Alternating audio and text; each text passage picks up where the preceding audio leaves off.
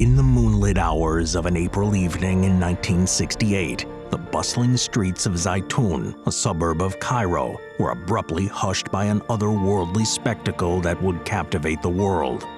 As if emerging from the mists of myth, ethereal figures began to materialize above the domes of the Virgin Mary Church, shrouded in a luminous aura that defied explanation. This supernatural visitation, witnessed by thousands over the course of 3 years, would come to be known as the Apparitions of Our Lady of Zeitoun, a profound enigma that would challenge skeptics, confound scientists, and ignite the fervent faith of believers across the globe. This is the unveiling of the mysterious Apparitions of Our Lady of Zeitoun. People who have never been to Cairo may conjure up images of palm fronds, pyramids, hieroglyphics, camels, and the Sphinx when reading about the city in history books or watching scenes on film. Cairo's roots can be traced back to ancient Egypt, yet the city was born in 969 AD, nearly 1,000 years after its true pharaoh, when Cleopatra VII passed into the afterlife. Just 30 years after the Roman Empire conquered and annexed her country, it's said that Jesus, Mary, and Joseph passed through the area as they fled from the wrathful Herod, who ordered the slaughter of Judean infants in an effort to secure his own power. On their way to sanctuary on Mount Kuskam, the family stopped to rest in Zeitoun, now situated within Old Cairo. Decades later, St. Mark would be bringing the Coptic Orthodox faith to Alexandria, where it took root and spread throughout Egypt. Eventually, the church would move its holy see to Cairo, and the new faith would flourish in the midst of religious and political turmoil. For centuries, the Copts, mostly indigenous to Egypt, would endure cycles of tolerance and persecution through periods of Byzantine, Sasanian, Islamic, Ottoman, and finally British rule, until Egypt became a fully independent republic in 1952. Their connection to an ancient heritage and commitment to social and political life ensured their place in Egyptian culture, and their unwavering faith in the reality of the Holy Spirit surely contributed to their strength. In 1919, a citizens' revolt lit a spark that led British colonials to issue a unilateral declaration of independence for Egypt in February 1922. During this time, Copts, Muslims, Catholics, Jews, and people from other faiths were mingling in relative harmony. Cairo had grown in size and stature to embrace tens of millions of people living near the Nile River. Artists, musicians, entrepreneurs, and visionaries from around the world saw the city as a liberating, cosmopolitan, and spiritually vibrant cultural hub. Against this backdrop, a prominent local landowner, Tawfiq Khalil Ibrahim, would set the stage for a miracle. One balmy night, the Holy Virgin Mary visited him in a dream, imploring him to build a church in Zeitoun at the place where her family had sheltered. She assured Ibrahim that if he served her well, she would appear to the faithful in the years to come. Though Ibrahim might have not experienced the miracle in his lifetime, the Virgin Mary would fulfill her promise on April 2, 1968. Then and now, Ibrahim's Church of the Virgin Mary was and remains a shining pearl along Zeitoun's modern streets. Its Italian architect, Leo Mengele, arranged its 5 domes to pay homage to the Hagia Sophia, and its perfect form glows brightly in the sunlight. By 1968, over 40 years had passed since the church had been consecrated. Although the British military had exited Egypt for good in 1954, the political atmosphere in the region remained turbulent. Though the Egyptian people managed to get along, there were squabbles among neighboring countries in the area, and in May 1967, Egyptian President Gamal Abdel Nasser announced that the country would close the Straits of Tiran to Israeli ships. Unfortunately, his decision was a tactical blunder. On June 5, 1967, the Israelis blindsided the Egyptian military with an attack that would destroy nearly all of their aerial military assets. A ground offensive into the Gaza Strip and Egypt's Sinai Peninsula resulted in occupation, and after a ceasefire was signed, the toll was dire.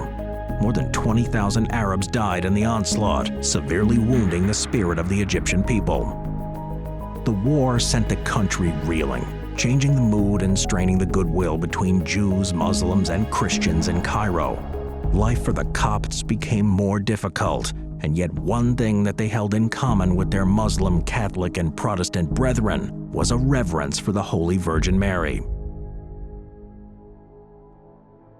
One warm Tuesday evening in the following April, a Muslim mechanic named Abdulaziz Ali was working late in a garage across the street from the church when he happened to look up and see the luminous figure of a young woman kneeling beside a cross atop the church's central dome. As Ali began to shout, a crowd gathered round. They joined in a chorus of warning as she moved to stand, fearing that she would fall to her death. Another worker, Farouk Muhammad Atwa, looked up and cried, "Lady, don't jump." But it soon became clear that the woman had never been in danger. Dressed in white robes, she held an olive branch in her hand and glowed with a soft light.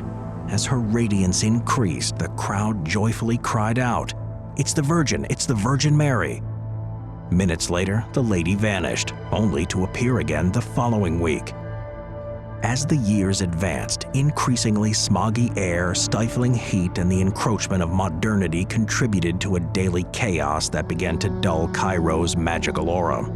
Still, in the evening, when the air cooled, a sense of expectation took hold of the city. Thousands, even tens of thousands of people would amass at the church, hoping to catch a glimpse of the Holy Virgin. Onlookers of every faith and even faithless apostates joined Copts and Muslims to witness the spectacle firsthand. Perhaps to reward the devotion of her followers and touch new hearts, Mary allegedly began to appear more frequently, as many as 2 to 3 times in a week. Sometimes she materialized in the presence of glowing doves or shimmering stars, and she was always surrounded by blazing light. The sightings made an immediate impression on Zeitoun's leaders, and the church quickly moved to investigate the mystery. Pope Kyrillos VI, the Patriarch of the Coptic Orthodox Church of Alexandria, appointed Bishop Gregorios, the church's head of postgraduate studies, Coptic culture, and scientific research, to head a team of high-ranking church officials to look into the matter. Meanwhile, the government and police officials worked to debunk the sightings, claiming that people must be witnessing a trick of the light caused by a reflection from nearby street lamps. The local municipality cut off power to the area, but the apparitions did not cease. In a video uploaded by Jimmy Akin's Mysterious World, the Catholic scholar notes that the windows of the main dome were sealed. It seemed impossible that the activity inside the church could be causing the radiance, and no one could provide a rational explanation for what was going on. Even Western academics in the region didn't deny that something amazing was happening. Although they stopped short of claiming that the apparitions were an act of God, they acknowledged the strangeness of the lights and the spiritual energy in the air. When Cynthia Nelson, an anthropology professor at the American University in Cairo, visited the church that April, she saw flashes of light through the trees and a vague shape glowing in the distance that seemed to shift as the focus of her attention changed. Although she could not make out the figure of Mary herself, in her accounting she said that the source of the light was a mystery, acknowledging that the street lamps had been disconnected when she made her visit. Her colleague at the university, Harvard-trained theologian Oliver Mindaris, shared his own experience with the Virgin. In a video uploaded by the Christian Youth channel, he says, "I myself saw it numerous times with friends in my parish, with university students, and yes, there's to be no doubt about it." Of course, the apparition of the Holy Virgin didn't escape the attention of Cairo's Roman Catholic community. The Society of the Sacred Heart included a sisterhood of nuns who documented the sightings and relayed their findings to the Vatican. On April 28th, an envoy arrived at Zeitoun, and upon witnessing the miracle for themselves, they sent a report to Pope Paul VI. Although the Roman Catholic Church declined to officially weigh in, they made no move to discredit the events, leaving the matter in the hands of the Coptic Orthodox Church. On May 4th, the Pope of the Coptic Orthodox Church, Kyrillos VI, issued an official statement confirming that the apparitions were real and sent by God. The police and the government could find no way to explain the situation. After searching a 15-mile radius for a device that might be projecting the Virgin's image into the skies and finding nothing, the Egyptian government accepted that Mary was extending her blessing to the people of Cairo at the church in Zeitoun. Soon, Cairo's Ministry of Tourism would also validate the sightings. The curious and the faithful came to the church to bear witness. Vendors set up shop and began making trinkets, printing pamphlets, and creating images to commemorate the event. Visitors flocked to Zeitoun in increasing numbers, and writers, politicians, theologians, pilgrims, tourists, and laborers claimed to see the Virgin with their own eyes. President Nasser himself was said to have seen the holy apparition. News of the miracle began to spread far and wide, well beyond the reach of Egyptian broadcast television, gaining credibility with the faithful and attracting international attention from newspapers like the New York Times. From this point on, the crowds would only increase, along with several wondrous events that added to a growing spiritual fervor in the area. Some nights, people claimed to see brilliant doves flying over the domes. In an interview posted by the Christian Youth Channel, Bishop Gregorius recounted that, before they disappeared, they dispersed like cotton. Sometimes there were 7, sometimes there were 12, and they were in a formation. The doves also appeared in pairs, and when they flocked together, they would form the shape of a cross in the sky. People said that each time Mary arrived, they would see stars that would shimmer and fall over the domes. At other times, people saw flashes of light in the northeast and found themselves overcome by the fragrance of a beautiful and unearthly incense that filled the air as it spread through the crowd. At times, Mary would appear as a radiant cloud hovering above the church. Her features became clearly visible as her figure descended from the domes into the garden. Eyewitnesses shared detailed accounts of her colorful robes, her sparkling crown of lights, and her supernatural presence. Kyrie Malik MD, a Coptic Christian, recounted his experience of seeing the Virgin as crowds of onlookers pressed against him. I was holding the iron fence as strong as I could because of the pressure of the crowd. It was about 8:30 in the evening, and I saw light coming out from the south, this southwest dome, and the light began to increase gradually. And then, suddenly, the Holy Mother was standing in front of the dome. She stood there for about 15 minutes, and then she began to walk, and she stood in front of that cross. And then she walked to the northern side of the church, just above the area where I was standing, and she looked at the crowd and she blessed them, and she smiled, and I can say that I saw her teeth when she smiled. During his account, posted by the Christian Youth Channel, he continued, "When I saw the Holy Mother, I found myself trembling, and tears were coming down my cheek. I saw the most fantastic view I ever saw in my life. I saw the Holy Mother standing, and she was about double the size of the human being, and she was dressed in blue and a red robe above the dress, and there was a crown of about 20 centimeters high on her head. The second time I saw her after that, it was a week later. It was Saturday also, and I saw people pointing at the moon, and I looked at the moon. I saw her face stamped on the whole face of the moon." A Coptic priest named Bishop Athanasius recalled, "There she was, 5 or 6 meters above the dome, high in the sky, a full figure like a phosphorus statue, but not so stiff as a statue. There was movement of the body and of the clothing. She was very quiet, full of glory." Some witnesses say she appeared with the infant Jesus, the Virgin's robes flowing in the breeze. Sometimes Saint Joseph would be by her side. Mary's followers believe that she came to bring unity and peace during a time of trouble. The apparitions continued, and through it all, the Blessed Virgin Mary was said to maintain a silent attitude of prayer. Sometimes witnesses saw her bowing towards the cross, while others watched her glide slowly over the roof of the church. Sometimes she would pause and hover for hours over the central dome. She would also acknowledge the people and bless them with her hands. As the sightings continued, the crowds became huge. By some estimates, millions of people witnessed the apparition of the Virgin over a span of 3 years, with as many as 250,000 people gathering at Zeitoun in a single night. Stories began to spread of pilgrims receiving wonderful benevolence and blessings at the site. Dr. Malik asked Mary to cure his asthma.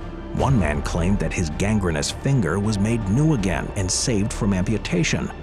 Another claimed that his blindness, caused by an inoperable retinal detachment, was healed, and his vision was restored when he gazed upon the Virgin's face.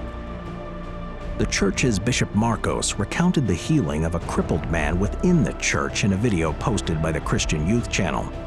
"We had a man who was very crippled. His hands were paralyzed, his back was bent, and he could barely speak. Approximately 7 o'clock one evening, I saw him begin to move his hands, and then his fingers, and then the rest of his body. Before long, he threw his canes from his hands and began to run around the church, blessing God because now he was healed." Bishop Gregorius recalled another story of a Muslim woman who was healed by the sight of the Holy Virgin. With a stick in her hand, she said, "I'm bringing this stick with me, not because I need it anymore, but to convince you that I was paralyzed and I was depending on this stick, and now I don't need it." Though Westerners who have been influenced by the philosophies of reason might scoff at the veracity of these Marian apparitions, there are some English-speaking Catholics who keep the faith today. It's true that by scientific standards there is little evidence to support the claims. Cairo was surely advanced enough to have access to the photographic technology and techniques of the time, including night photography, and yet few images of the apparitions exist. The clearest images show the faces of the faithful gazing up towards heaven, while the photos of Mary are vague and low quality, with the blurry outline of the domes and the Virgin's own figure showing up bright white, in high contrast to the dark sky. In some photos, the Holy Mother appears to float over the church, but her image is obscure. Moreover, it's well known that even though these images are taken as proof by some, the independent photographers who took them likely altered them to heighten their supernatural quality and make them more appealing to tourists. Cynthia Nelson noted that vendors sold pictures of the apparition in the marketplace, which might have encouraged some artistic license. There's no question that at least many thousands of people saw light shining over the church between 1968 and 1971, but no one has proven what actually caused them to appear. The Marian apparitions in Zeitoun occurred when many Egyptians believed that their nation's defeat at the hands of the Israelis was a punishment for betraying their faith in favor of modern secular beliefs. The sociologists Eric Good and Robert Bartholomew have suggested that visitors to Zeitoun experienced mass hysteria, exacerbated by their religious traditions, social pressures, and the political stresses of the time.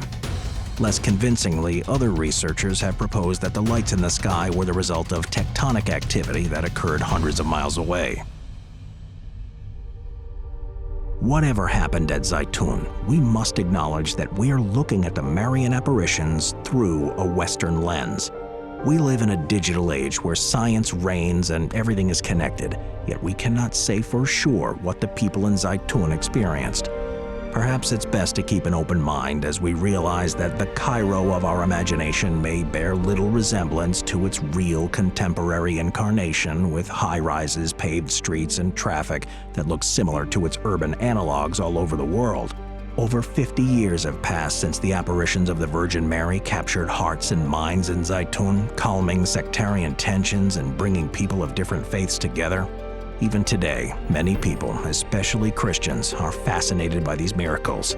Perhaps they are a sign that even when we encounter people who think very differently from ourselves, we can find something in common to appreciate together.